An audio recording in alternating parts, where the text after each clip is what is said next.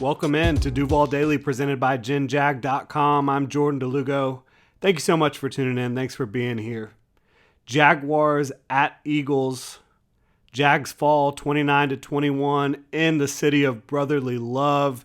A disappointing result to be sure after the Jaguars roared out to a 14-0 first quarter lead. Andre Cisco pick six. You have some momentum. Big plays going on. The losing streak, unfortunately, continues against the NFC. The Jaguars have lost 18 straight to NFC opponents. We're going to get into my top takeaways in just a second. First, I'd like to remind you, please hit me up on Twitter at Jordan DeLugo. Follow Generation Jaguar at Generation Jag. Make sure to hit that like and subscribe button on YouTube. If you want to support the channel further, you can go pick up some new gear on GenJag.com. You can become a channel member. We've got links in the description below. So we're going to get into my top takeaways right now from this contest, from the Jaguars' loss. They fall to 2-2. After two straight wins, big wins against the Colts, against the Chargers, outscored your opponent 62-10. Come into Philly, you're up 14-0, and you fall apart. Things don't go your way. You end up losing 29-21. Close game. Close game. Jaguars had their opportunities to get it done. They did not get it done, but here are my top takeaways. Not running the ball was unacceptable. And, this is a situation that should not come as a major surprise for Jaguars fans. Did not come as a surprise to me. Doug Peterson's philosophy is you throw to score points, you run to win. He believes if you're not winning, you're throwing. If you're winning, you're running. That's Doug Peterson's basic philosophy on play calling in the NFL, and it goes way beyond that, right? The concepts and everything that you're running. But at his core, Doug Peterson believes that if you are not winning the game, you need to throw the football.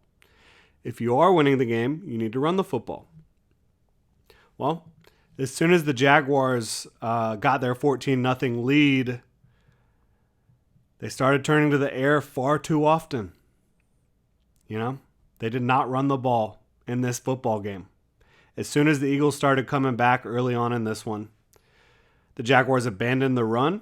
You did have a James Robinson fumble, and we are talking about wet conditions. It was a monsoon out there for the entire football game. It wasn't just raining for a quarter, lightly raining here and there. It was raining cats and dogs that entire football game. Jaguars ran the ball a total of 19 times. James Robinson had 8 carries. In a game in which their opponents, the Philadelphia Eagles, ran the ball 50 times. That is a franchise mark for a Jaguars defense to allow an opponent to rush the ball 50 times. So, Eagles coaching staff has a game plan coming into today, obviously. Established a game plan during the week. Jaguars coaching staff, same thing. Offensively, the Eagles coaching staff adjusted their game plan to the weather throughout the contest. Again, carrying the ball 50 times. The Jaguars, Doug Peterson, Press Taylor, they did not do that. They decided we're going to throw the ball, we're going to throw the ball, and we're going to throw the ball some more. And it did not end well. As soon as Trevor fumbles that fourth down, the knee fumble, he's just running, completely unforced error, has Tim Jones for a first down. His knee knocks the ball out of his hand. As soon as that happens, and then as soon as you come out the very next drive and you have the Christian Kirk drop on a screen, that's it for me. I'm not completely packing it in terms of the passing game, but we're turning to the run. We're turning to the run at that point. And I think the Jaguars absolutely should have done that. I think the Eagles figured out very quickly that throwing the ball more than running was not going to be sustainable in this football game, and that ball security was going to be critical. The Jaguars did not decide to embrace that. They decided to keep throwing the football, and it led to Trevor Lawrence fumbling the ball 4 times, throwing an interception, having 5 total turnovers in this game. I know 2 of those turnovers were sack fumbles. I'm aware. Those were late in the game. I know one of them was a James Bradbury interception that you could argue had nothing to do with the weather conditions. But asking Trevor Lawrence to continue to drop back and deliver the football after you know that it's not going right, it's not looking right, you got to give it to James Robinson and Travis Etienne. These are two of your very best offensive players. You know you can lean on them when things are not going well. And the Jaguars decided not to do it. And I think really, especially when Doug Peterson at the break, going into the break, he talked about we need to get back to running the football. And they did the exact opposite. They came out first drive of the third quarter after stopping the Eagles. They throw the ball 3 straight times. Look, I'm not burying Doug. I'm not burying Press. I'm not trying to do that at all. But what I am saying is in this contest between the Jaguars and the Eagles in Week 4 of the 2022 NFL season, Nick Sirianni, Shane Steichen, and the Philadelphia Eagles, they decided we're going to run the football. The weather is not in our favor. It is not in the favor of the passing game. The Jaguars did not make that adjustment, and it cost them this football game, in my opinion, when you look at 5 turnovers from Trevor Lawrence. I really do think it comes down to that. It comes down to coaching not adjusting to running the football more.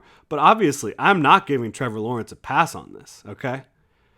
This is a really, really good young quarterback, a really talented young quarterback. He's going to be one of the best quarterbacks in this league for a long time. But the rain, the elements, they got the better of Trevor Lawrence today.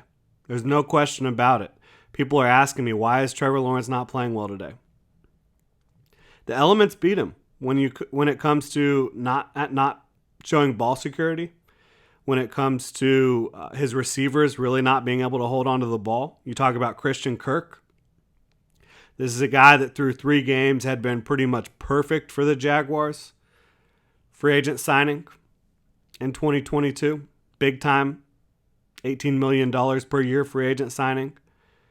He didn't get it done in this game. And again, you can call it excuses, you can call it what you want, but the bottom line is the weather impacted the Jaguars' ability to hold on to the football. The Eagles did a good job of managing that and being ball secure. The Jaguars did not. They handled the elements. The Jaguars did not. The Jaguars lost by 8 points because of it. And, Trevor Lawrence, 4 fumbles, unacceptable. Unacceptable. 1 interception. That was an excellent play by James Bradbury. And the Philadelphia Eagles are one of the most assignment-sound zone coverage teams in football. They execute at an extremely high level. They don't do a lot of things that are going to trick you. But one of the things they do is they pass off assignments incredibly well between zones. And that's what James Bradbury did on that play where he picked off Trevor Lawrence. He baited him into that throw. Trevor thought he had it. He thought Marvin Jones was going to carry James Bradbury deep. It did not happen. James Bradbury came back down and went after that route on the sideline, picked it off, and it was easy for him. So unfortunately for Trevor Lawrence, James Bradbury and the Eagles defense just made a great play. They were assignment sound on that. They clicked and closed, James Bradbury did, and they got that interception. But when you look at the other ones, normally Trevor Lawrence is so good in the pocket with feeling the pressure, with getting the ball out. Both of those fumbles in the pocket with Hassan Reddick coming in there and forcing those sack fumbles, those were unacceptable and Trevor Lawrence's fault. Not being able to secure the snap again, unacceptable. And of course, kneeing the ball out of your own hands, unacceptable. Trevor didn't get it done today. The receivers, for the most part, did not get it done today outside of Jamal Agnew, who had a fantastic day, 2 touchdowns. Big performance from Jamal, but not quite enough for the Jaguars to overcome things. So I think when you look at not running the ball with James Robinson and Travis Etienne after that game got close, and then Trevor just having some self-inflicted mistakes, some uncharacteristic mistakes, it was a little bit too much for the Jaguars to overcome. But guess what? The Jaguars are still on top of the division, on top of the AFC South.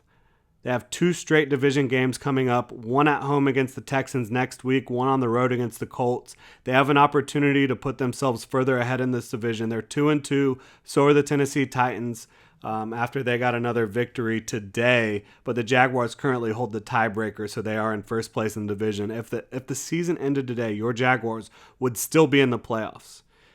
And to put things in perspective, right? Like, this is a Jaguars team that has been one of the worst coached teams in football over the last several years, a team that has lacked talent for the most part over the last several years.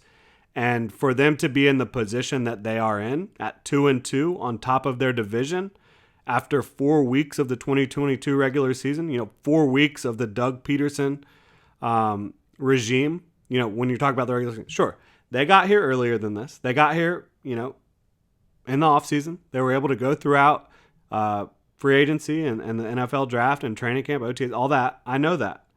But 4 games into the Doug Peterson experience, you are 2-2. You have dominated a Colts team. You have dominated a Chargers team. And you just went toe-to-toe with the Eagles if you had 1 or 2 less turnovers.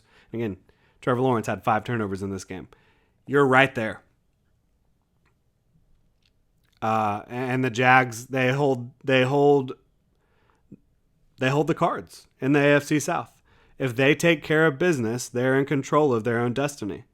And I think with Doug Peterson, with Trevor Lawrence, with a lot of the talent on this team, and make no mistake, there were some good performances from the Jaguars defense today. I know the Eagles ran for over 200 yards, but they ran the ball 50 times. A lot of that had to do with the Jaguars turning the ball over too much, not sustaining drives on offense. And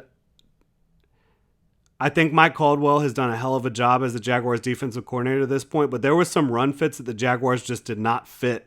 They were not plays where the Eagles were showing you something you haven't really seen. They just didn't get the job done. And again, the run defense was not horrendous. I think the Eagles did just over 4 yards per carry, which is nothing crazy. It's just the fact that they had the ball for so long. They started embracing the run. They started being physical. And the Jaguars' run defense at times did not fit things the way they know they can, the way they know they needed to against Miles Sanders, against Jalen Hurts, and this Eagles offense. I still think coaching is a strong point for this team, getting back to that. They were outcoached today by Nick Sirianni, Shane Steichen, Jonathan Gannon. They outcoached the Jaguars. They did. There's no question about that. And a lot of the Eagles players played at a high enough level to get the job done. But I think the Jaguars have outcoached their opponents in 3 out of 4 games this season. I think if this game was played in not a monsoon, the Jaguars had a great game plan. But guess what? It was played in a monsoon, and they didn't have a great game plan, and they didn't adjust it. They needed to run the football more. They got outcoached. That does not mean that Doug Peterson, Mike Caldwell, and Press Taylor and the rest of this coaching staff are not doing a good job, because you better believe they are doing a very good job overall this year. They did not win this game, and the coaching failed. But when you talk about what's happened from February to now, to get a team from having 2 first overall picks in a row to going toe-to-toe with every team you're playing to blowing out the Colts and the Chargers, this is still a very good coaching staff and a very good young football team. And it's now a team that doesn't show any quit. They're down 14-3 big time against the Commanders in week 1. They come roaring back. They come storming back. They didn't finish it. That's okay. And you saw them again today get down a little bit, right? They were down 29-14. They showed some resolve. They showed some resiliency. They couldn't get the job done, but they kept fighting, and they only lost the game by 1 score, 8 points. It's not really about peaking in week 4 of the season. You want to be peaking at the end. You want to do enough throughout the regular season to get yourself into the dance, and then you want to be peaking when the playoffs begin. The Jaguars are not peaking right now, but they have looked damn good overall for the first 4 weeks. Outside of a couple uncharacteristic mistakes and a monsoon that you could not adjust to, the Jaguars have looked very good this year. And again, you're in 2-2. You have to realize where the Jaguars are. You're 2-2. You're in control of your division. You have 2 straight division opponents coming up. One of them in Jacksonville, one of them in Indy. I still have confidence that the Jaguars are the best coached team in the AFC South and a very well-coached team with a lot of talent that's going to give a lot of teams some trouble down the stretch, and I still think they're going to win the AFC South. And massive credit to the Eagles. They got it done on a personnel level and on a coaching level today. Again, that James Bradbury play, that was a perfect combination of coaching and personnel getting the job done. They started turning to the ground again, running the ball 50 times in this one, realizing that throwing the ball was not going to get the job done throughout this entire contest, realizing they needed to turn to the ground game, make it a physical slugfest in this rain, in this weather. They did that, and you have to give them credit for getting the job done. But you can also look at the Jaguars and say their coaching and their personnel didn't get it done today. That is going to do it. Follow me on Twitter at Jordan DeLugo. Follow Generation Jaguar at Generation Jag. Please like and subscribe on YouTube if you want to support the channel further. Again, you can become a channel member. You can also go check out genjag.com to grab some new gear. We've got links in the description below. Hope you have a great rest of your Sunday, Duval.